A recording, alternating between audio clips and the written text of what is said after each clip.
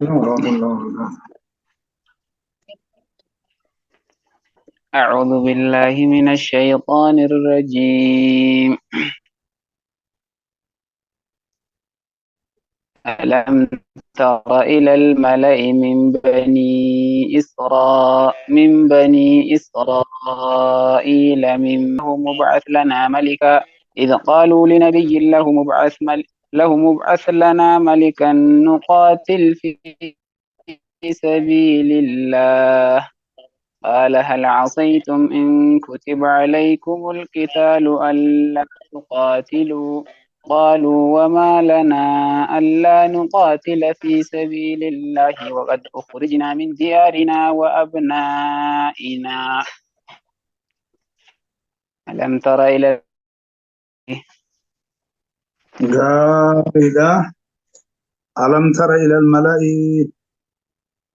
آتي جماعة بيني إلى أن بكرت بفنمو أتمو بكم سخنجين يا محمد غير جماعة تجيب اسم الجمع جلني ني أكو قومي في رأتي تجاجلني غربتا نمراته خانين ماسي درجة خربوتا تنجيبورا وهم اتعاجا من تفلي خاني بوتا تنجاجلني sabeekum sefengeenye gara jam'aata gurguddaa min banii Israa'eela. Ilmaan Yaaqoob irraa tahanii من بني إسرائيل ilmaan Yaaqoob-irraa tahanii jechuudha. Ilmaan Yaaqoob-irraa Yaaqoobni isaa akka jennu kana ilmaan Yaaqoob-irraa tahanitti Yaaqoob abbaa Nabiyyinaa Yusuf sanii fi ummatoota ilmaan hedduu kan 12 san jennee kanaa sanii gara gurguddaa ilmaan Yaaqoob irraa ta'anitti beekumsa kan hin beekne Nabi Muhammadin alayhi salaatu wassalaam min ba'di Muusaa. من بعد موسى Jarri sun eega Muusatii haa ta'an jechuudha. Jarri sun eega Muusatii eega Nabi Muusatii haa ta'an jechuudha. Eega Nabi Muusatii jechuudha. Nabi Muusatii jechuun kun eega Nabi Muusaan du'e. Jarattiin sun jechuun gurguddaan bani Israa'el irraa ta'e sun kan ta'anii jechuudha. Ayya. Gaariidha.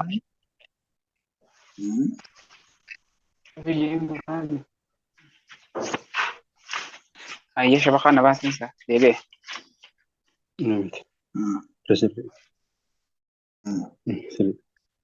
Ayya.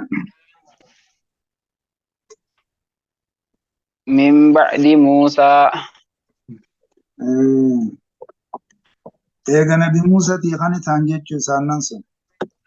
Akkana jechuun eega Nabi Muusaan du'e mala inni sun kan ta'an eega Nabi Muusatii jechuun Nabi Muusaan du'e kan ta'an gara gurguddaa ilma Yaaqoob irraa ta'anii eega Nabi Muusatii isa ta'anii eega Nabi Muusaan du'e kan ta'anii gara isaan sanitti beekumsi hin geenye jara san hin beekne. Waggoota إذ قالوا yeroo ammaan dura dabre keessatti isaan sun kan jedhan لنبي لهم nabiyyii isaanii taheen kan jedhan jechuudha.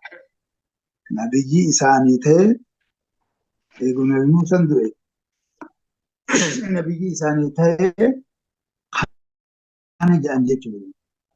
Nabiyyii isaanii ta'e tokkoon kan jedhan jechuudha. Eeguma Nabi Muusaan gartanii du'e nabiyyii isaanii ta'e kan jedhan jechuudha. Nabiyyiin isaanii ta'e kun maqaan isaa maal yoo jenne wanni ibsan hin jiru.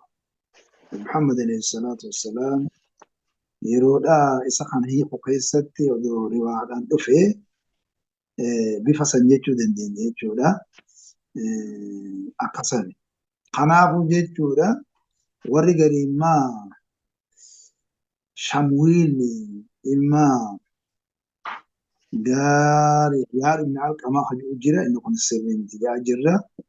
ويعرف من العجوز جاء سري دامتي ويقال في شمعون جامع سري متي ومن ولد يعقوب ومن سري هارون جاء جرا ولقد شمعون جاء جرا وحمادا ما لم شيء كوني فتى موسى تبعد كما داودين كوني إن أرقم إلا بعد ذلك بدهر طويل كجان كان إن بين لا توقع قرآنية يعني فرقان تك خوارج الراتات بيجينا خيزت خوارجاتي فرقان تك شيعة الرئيسين قرآنية يعني سنسن أرقمته إن تكو سامعيل يعني سلسلة وأنا جايبا إن قوني وري قري سامعيل كجو malee inni maqaa nabiyyi bifa kanaan keessa kan jirre ta'uu murteessaa jirra jechuudha. Nabiyyi isaanii nuti hin beekne. Eegammoo nabi Muusaan du'e wanni kun nabiyyi isaaniif taheen hogguunii fi yeroo amantii dabarsan keessatti jedhan gurguddaan sun maal jedhaniin ib'as lanaa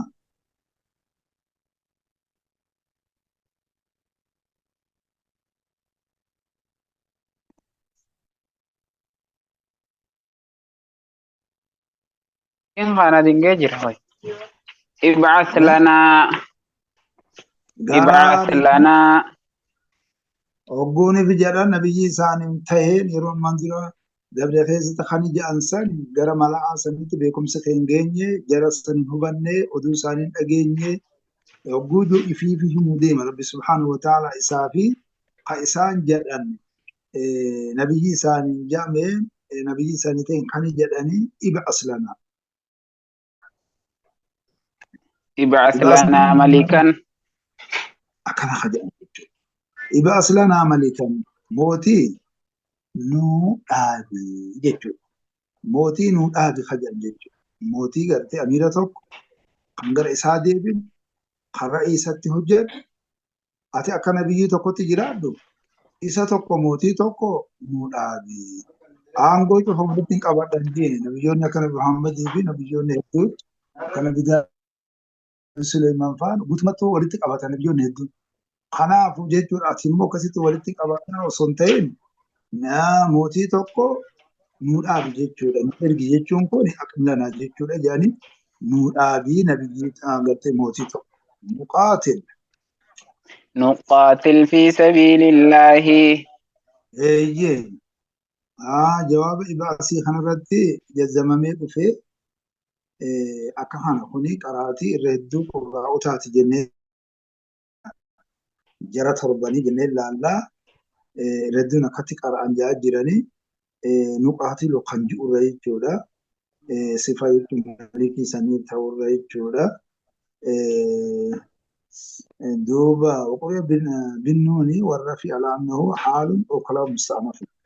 خندا قرات متواتر إسيتنا جميل لا جواب أمري قلت إذا أسي خنرتي جزمني هذا جل مقامنا سكناتنا بانا نقاتل في سبيل الله نتدوب خرا الله خيستي لولا أين وجه إساساني وجه لولا معه جتنا عن أمري جاجرة akkasitti isa sanii wajjiin ajaja isaati lolla mootii tokko gartee nu dhaabi nabiyyicha kana.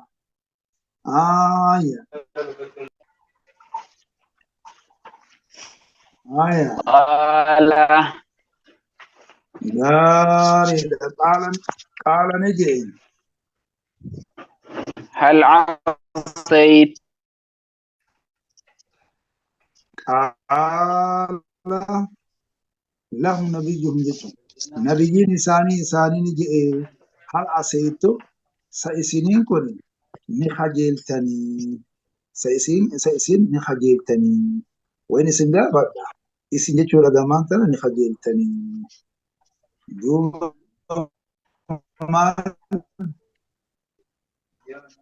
in kutiba alaykum إن كتب عليكم القتال lolli yoo isin irratti fardii godhame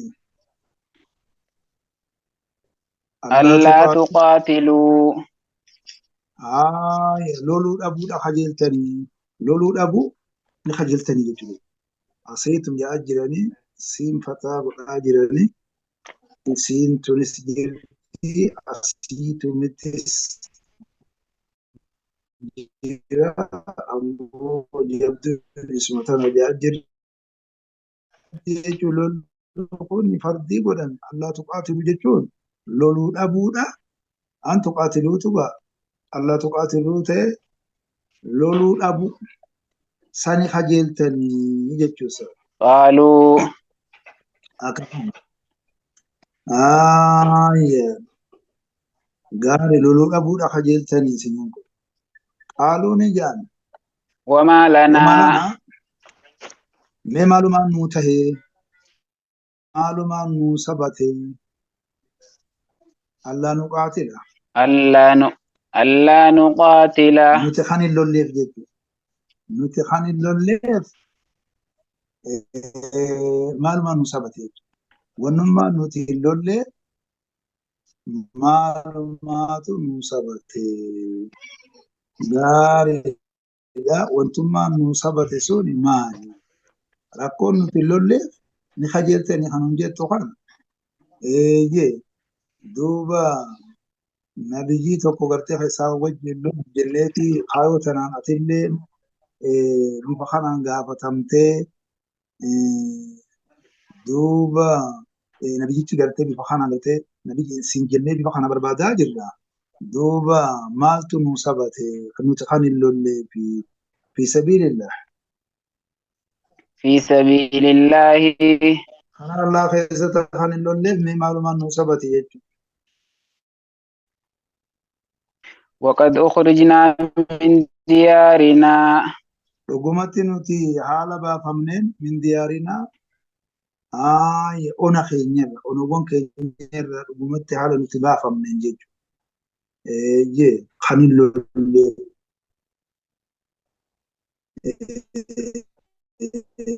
ona keenyarra baafamnee jirra dhiibamaa jira. Kanaafuu jechuudha kan hin lolleef maaltu nu sabatee biyya teenya tana garii nurraa qabatanii jiran kaafirtoonni jechuudha. Wannummaan gartanii ammaan tana hin lolleef maalumaan nu sabatee dhugumatti haala baafamneen onawwan keenyarraa وأبنائنا ammallee gartanii ilmaanawwan keenyarraa haala baafamneen jechuudha. فلما كتب عليهم القتال lammaa kutiba alayhim alqitaalu lolli isaan irratti hogguma fardii godhame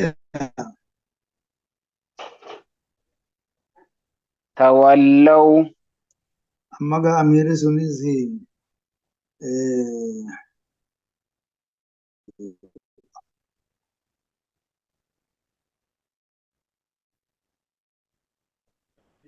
jiratti الله waabicumaa hafi jechuu jira kanumaafu jechuu Waraaba.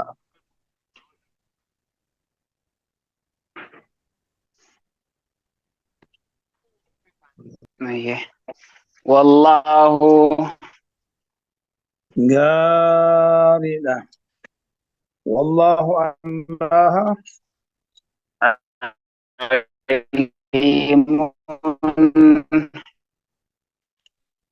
beekaadha duuba بالظالمين warreen lubbuu isaanii miidhee beekaadha warreen lubbuu isaanii miidhee miidhaa gara kufumatti geessitu ta'an tahinaa Allah subhanahu wa ta'ala beekaadha warreen gartee atoota Allah haqa miidhes beekaadha akka kana duuba.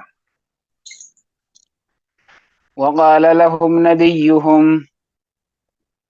gaariidha waqaala lahum nabiyyuhum nabiyyiin isaanii duuba isaaniin jedhe maali isaanis gaafatanii haasawa bareedechanii wajjin haasawanii lolli dirqama godhe kaame amirticha ja'an sani kaayamuma isuma hafigaa amma mootichi ja'an suni kana isaanii ibsuu barbaade nabiyyichi وقال لهم نبيهم نبيين إساني نجئي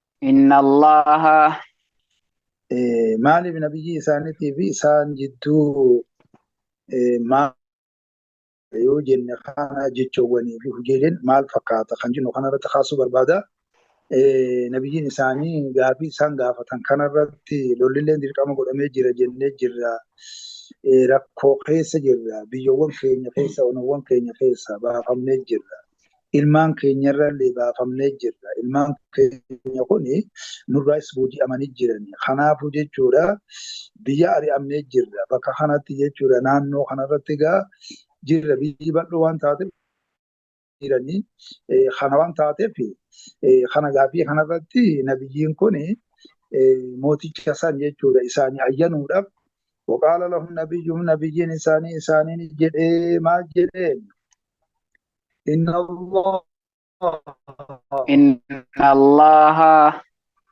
إن الله قد بعث لكم رقمتي إسني الآبية طالوت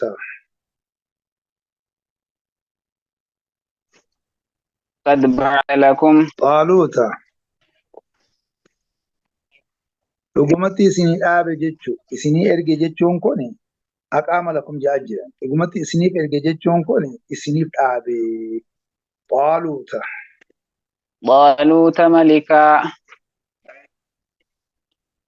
طالوت إسني الآبية جتشو نما طالوت جدا مقام كوني مقام أجل يا مقام عربتو qabuu fi maqaa ammas ta'uu maqaan kun ka'ajam ta'uu bakka tanaaf jecha tanwiira irraa dhorgame jedha jira.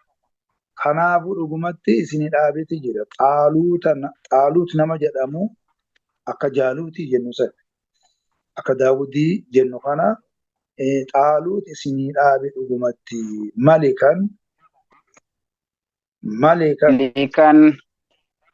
mootii haala inni ta'een jechuudha xaaluutiin kun. Xaaluutiin kun mootii haala ta'een jechuudha. Isinii dhaabe jechuudha. Amma gaa deebisaa godhameetiif jira jechuudha. Sagaleen isaanii kabajamee jira. Deebisaa godhaniitiif jiran jechuudha. Akka kana jechuudha. Isa xaaluut jedhamu kana akkan amma ji'a kanaatu bareeda jira. Warri garii xaaluutiin kun dheerumminarraa gaariidha. Takka xawli dirummarraa inni afaan arabaati. Karuu jechuudha afaan ajamaa fakkaatee yaadni jedhamu jira. Akka duraa santuudha bareeda. Xaaluut kan jedhamu dhugumatti isinii dhaabee jira mootii haala inni ta'een jechuudha. Inni kun xaaluutiin kun duraan isaan keessatti maal fakkaata? Hojiin isaa oguu jedhan warri garii jechuudha saqqaa ija. Warri garii dabbaa ija. Warra gartee hadhoo gartee wanni godhu jechuudha. Kun ammoo namoota waa nama baasu jira. Kun ammoo mukaarii jedhama. Kanaafuu walam yakun min sittiin nubuwwati irraa hin taane inni immoo banii laawii jedhanirraa sittii mootummaarra illee hin taane isaan sun ilmaan Yahudaa kan jedhamu ilmaan Yaaqoob irraa jechuudha. Jedhaniiti wanti kanaa kaasan. Inni kun gara amantaatti yoo isaa Israa'eliyyaa taate malee wanti bifa kanaan nu ibsu hin jiru jennee ilaalla. Xaaluuta malika mootii haala ta'een inni isinii dhaabee jira. Allah mootiin argamee qaaluu ni jedhan. Annaa yakuunu lahul mulku mootummaan akkamitti isaa tahaa alaynaa nurratti mootummaan mee akkamitti isaa taha annama ana keessa gugoon annama ana ammoo min aynaa gugoon mootummaan isaa kan nurratti takkaa akkamitti mootummaan nurratti isaa taha maaliif silaan bakki nama bulchitu ilmaan Yaaqoob kanarra warra gartanii ammaan tana Yahudaa ka jennu san ilmaan Yahudaa san akka kana garri nu bugummaadha ammoo warra gartee laawii jedhan kana. Kanaafuu jechuudha bifa kana bakka gartee silaa mootummaa sanirraa inni qaama lammii gartee silaa nurraa gartee mootii taatu sanirraan taanee yaanni jedhamu bifa kanaan kaasaa jiranii mootummaan mee akkamitti nurratti isaa taha takka eessarraa isaa taha qaama duraan garteenii bulchu sanirraan taanee nama ammallee gartee namichi nama bulchu kuni darajaa jechuudha qabaatuu qaba. Ammallee qabeenya illee qabaatuu qaba. Akkuma gartee addunyaa irratti amma warra garbii keessatti haasawan kan yoo qabeenya ammas jechuun akkamitti nama bulcha jechuudha. Wanta kun hin ta'u yaada jedhamuun ونحن أحق بالملك ونحن أحق بالملك ونحن حالا نتي أحق الرجال تانين جيتشور الرجال تانين بالملك موتمتي منه يسرى جيتشور maaliif nuti qaama gartee namni mootichi gartee pirezidaantii nu keessaa godhamu sanirraa jechuudha ilma Yahudaa kanarraa ilma Laawii sanirraa miti. Kanaafuu jechuun bifa kanaan akkatti ilaalamuu qaba. Isa kana duuba kamti qaxxaamura rabbiin inni isin hawwichuu kamitti ja'aniitu yaa'uma fi haasa yaa inni isin jira kamitti jiru. Walam yu'ta mallee inni hin kennamne. ساعة بدينا كنا من المال من المال بدينا هوري لا تيسن كنا من المال دوري سلم باقي بينيتين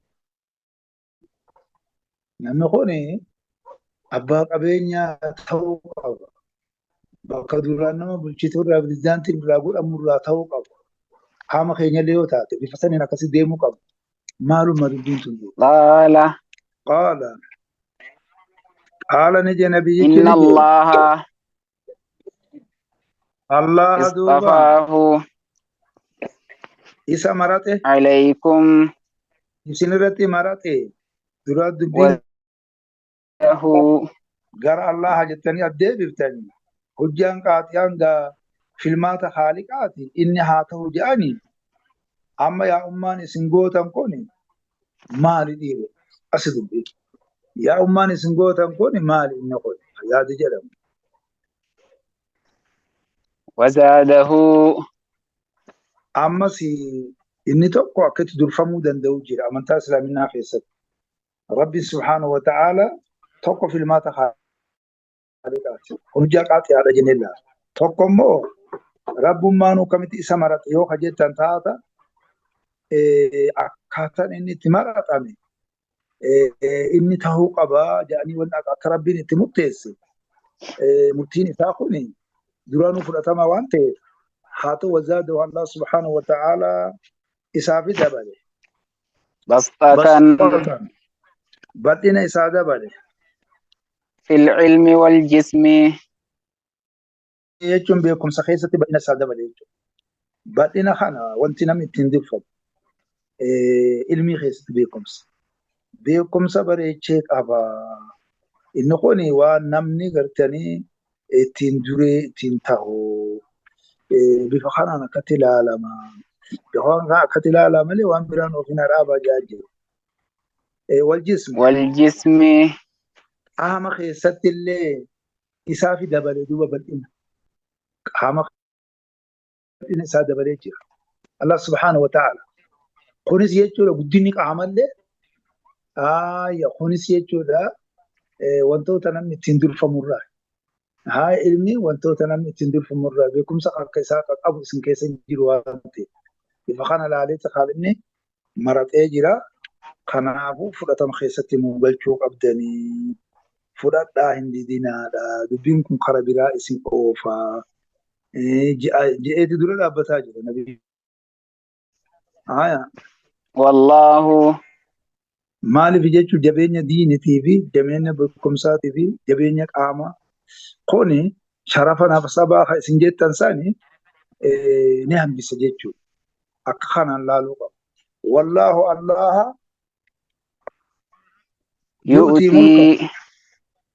yu'tii mulkahu mootummaa isaa ni kenna man yashaa'u nama kenna. والله الله يا سبحانه واسع وتعالى عليم الله واسع جيتشو واس تلون واسع غاري واسع الله سبحانه وتعالى تلون نساء بل هذا جيتشو خنافو خم فدرتي بل إساء خم فدرتي ركس خناف عليم بيخا دمسي أما قرتي حقا قولتو سنبي خاني تلون tolong sesuai nama mutumatan hak boleh tuh nama mutumatan atau dia lari di kumsatis amitis wahyu mahasati cimina kerajaan ini pun terfamu kabaja jirani isiwan malamni Yahuda bichaan tahuu qabu. Kanumaafu jechuudha bifa kanaan laalaadha. Jedheeti dura dhaabbataa jira itti himaa jira. Haaya. وقال لهم نبيهم Haaya nabiyyiin isaanii ni jedhe. إن Inna آية ملكه mallattoo mootummaa isaa أن يأتيكم mallattoo mootummaa isaa ayyaati akkuma taabuut. التابوت Haaya waan ajaa'ibaa. Sunduunni isinitti dhufuudha jechuudha. Sunduunni isinitti dhufu. Sunduuqa kana qabattee maleekan samiirraa dhuftii bari jira. Jarri jara fitinaati. Hin dhiisan. Jala bu'anii jiran. Kanaafuu sunduunni isinitti dhufuudha. Haaya mallattoon jechuudha inni gartee mootii ta'uu isaa taa'an gartee amma sunduunni isinitti dhufuudha. Sunduunni kuni sunduuqa tooraatis ni godha. Sunduunni tooraa ka tooraa gartee gaafa duraa alwaahni suni alwaaha jaasinan qabu eqon. Garamiin sunduunni kun argame yoo sunduuqa guddaa gaara bifaan hima danda'anii haloohawwan sun keessatti taatu yoo duraan akkasitti jiraatan ni mala. Bifa saniin bu'u. Taakkaa'u achuma boodan sunduunni kuni haaya nabi Muusaa itti godhamuu qaba jedhee bifa saniin sunduunni kun yoo jiraates ni mala. Kanumaafuu sunduunni kun duraan isinirraa fuudhamee jira. Mallattoon isaa wanti duraan isinirraa fuudhame sun sunduunni tooraa sun isinitti dhufuudha. Fi sakiinatun فيه سكينة sunduuqa dhufiinsa sunduuqa sanii keessatti sakiinatun fa'ilatun maakuzatu min as-sukuuni ka jedhan kana isa keessatti xuma'aniinan ka jirtu jechuudha. Isa keessatti dhufiinsa isaa san keessatti xuma'aniinan ziqiin jechuudha. من ربكم Rabbii keessanirraa ka jirtu jechuudha.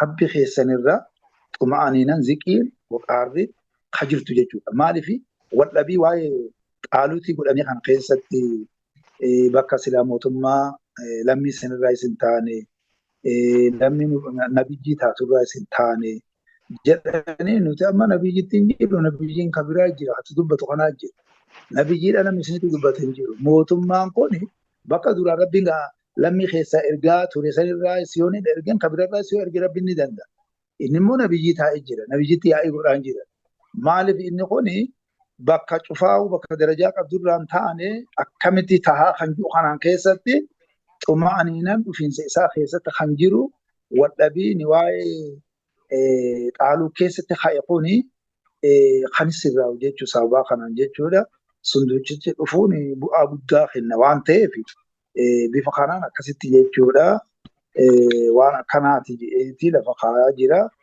amma sunduuqa keessatti maaltu jira dhufiinsa isaa keessatti sakiinamni rabbi kun kan jiru wabaqiyyatun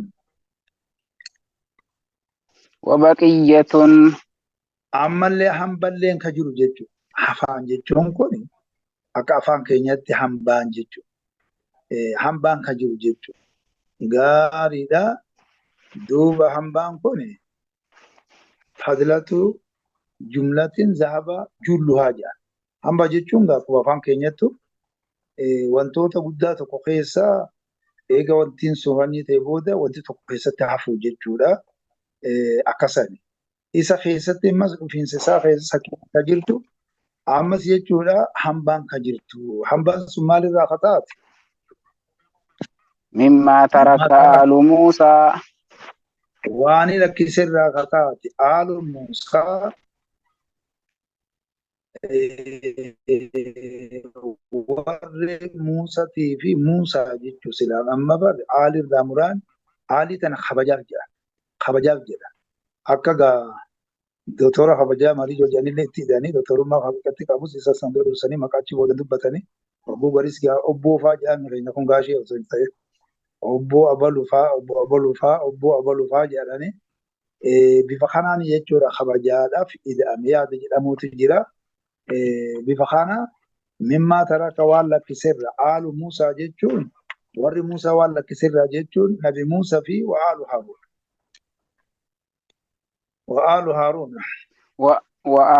وآل هارون Ammas jechuudha waan warri Haaruun lakkisirra jechuun waan Haaruun lakkisirra jechuudha.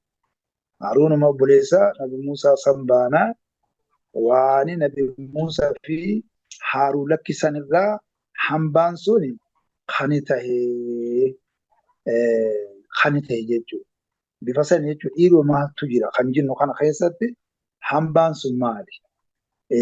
Sunduuqa san keessatti dhufe kuni sakiinaa tana malee ummata kana hawaasa kana waliigalchuu kana wadhabii kana deemsisuu malee dhufiinsa isaa keessatti baqiyyaan jiru kuni maali? Kan jennu kana keessatti wanni ifa ta'e hin jiru. Bifa san jechuudha laalaa jirra. Maaliif jechuun ulee Muusaa fa'aatu jira. Gaariidha alwaasanirraa tokko gartanii akkumatti jechuun hacaccabee jira. Maaliif wanti adda addaa kaafamu jechuudha. Gaarii kophee fa'aa keessa jira wanni kanaa kun hin danda'amu jechuudha. Kalaama Haaliqaatiif dhiyeessuu hin danda'amu waan ta'eef baqiyyaa kana nuti hin beekne yaada jedhamu qabna. Tahmilul malaa'ikatu. تحمله الملائكة Maleekonni kan isa baadhattu haala taateen jechuudha. Maleeka fidee bara. Maleekonni kan isa baadhattu haala taateen. Gaariidha maleekonni jechuudha kan isa baadhattu haala taateen. Duuba maleekonni kan isa baadhattu haala taateen jechuudha sunduuqa kana. Inna fi dhaalika. إن في ذلك Sunduuqni jechuudha. Deebuu saniin keessatti gara keessanitti la'aayatan. لآية لكم Isiniif jechuudha mallattoo jira jechuudha. Isiniif mallattoo jira, gorsaa jira, gorsa guddaa ta'e mallattoo guddoo taatetu jira. Isiniifi maali keessan إن كنتم مؤمنين anna mulkahu min Allah jechuudha. Mootummaan isaa kun Allah irraa ta'uu garte. Allahatu isa dursi jennee akkuma haasawa jira. Mootummaan isaa kun Allah irraa ta'uu keessatti jechuudha. In kuntum mu'miniin. إن كنتم مؤمنين Isin mu'mintoota yoo kataatan taate dubbiin akka kanaa. Haa jeen duuba. Gaariidha. أسمع جرى